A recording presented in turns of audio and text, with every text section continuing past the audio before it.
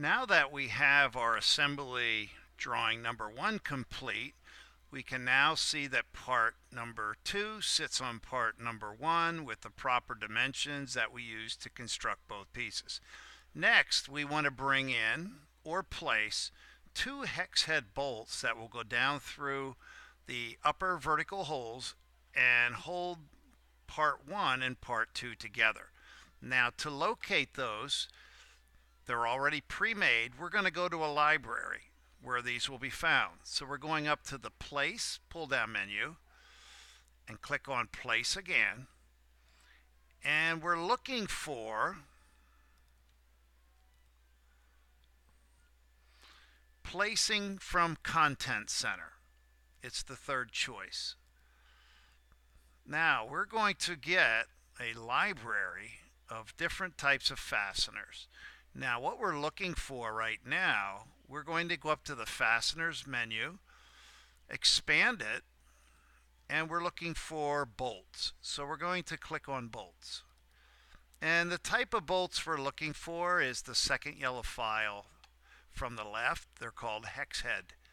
So we're going to double click, and we're going to go down 1, 2, 3, 4, 5, 6, 7 rows on the first left side, and we're looking for hex bolt inch. We're going to double click. And as you can see, there's a tiny representation of that hex bolt on the screen, but don't be alarmed. Left click, we're going to place it. Another menu is going to come up which will allow us to select a size for our hex bolt. And if we look on the left, we're looking for the diameter. And we're looking, as I look at my drawing, part number 3, it's referencing a 7/8 diameter. So let's look for a 7/8 inch diameter thread. And then to the next column in the middle, we're looking for a length. And this will be 4.5 or 4.5. And we're going to use the default thread type at UNC. So we're then going to pick OK, apply, and as you see, it's floating. But in order for this to drop down, it needs to be rotated. So before we anchor it, as it's floating, we're going to right click, which will allow us several rotations off the X, Y, and Z to select. So as I look at my little color X, Y, and Z icon, I would like to rotate it off the Z. So I'm going to click on Rotate Z90 once. It's upside down. Right click, pick Z again. It's horizontal, and one more selection. That's the direction I'd like.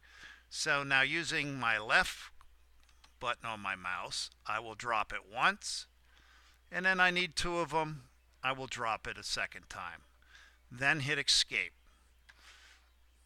We are now then ready to do a constraint where the bottom of the hex head will drop in and sit flush on the top surface of part 2. To do this, we'll go to Constraint, and if we get real close to the piece near the bottom or the top of the vertical shaft, a green dot should appear. And if you hold it there, you'll find that, move it around.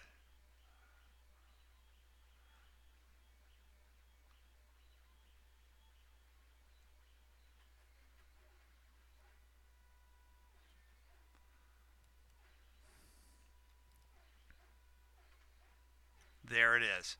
That's the center of the bottom of the hex. Click, and then we'll take that over and we'll place it on the green center mark of the top. It will then drop right in place. We can then constrain, click Apply, and then we can constrain the second hex the same way, grabbing the green dot that represents the center as our first constraint pick, and then we'll select the second. Then apply, and then we can close, or now we're going to place another component from the Content Center. And this, let's close that. And now we're looking for a fastener called a hex nut. Second file over are our hex nuts. And once again, we're looking for a file that represents our needs. So as I examine our file,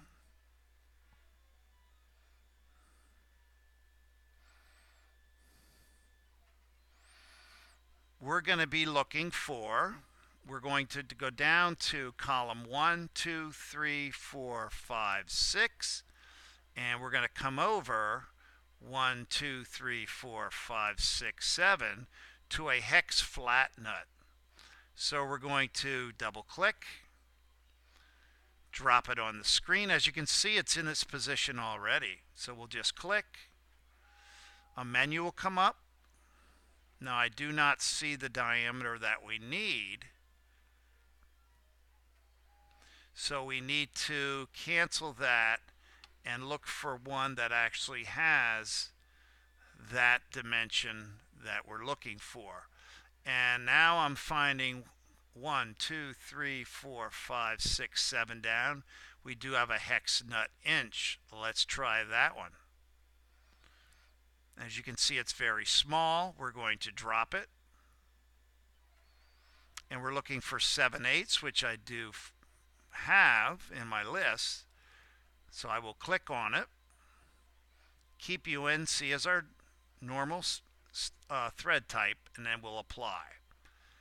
Then once again, it's standing up on edge. We want it to be flat, so as it's floating, we will right click, rotate off the Z, and that's where we'd like to place it. So we'll drop it once, drop it twice, and then hit escape. Now we're ready to turn it on its edge, and we can now place our hex nuts underneath attached to our hex bolt. So we can do a constraint, click the top green center point, come over, rotate, and find the bottom, and we can drop it right on.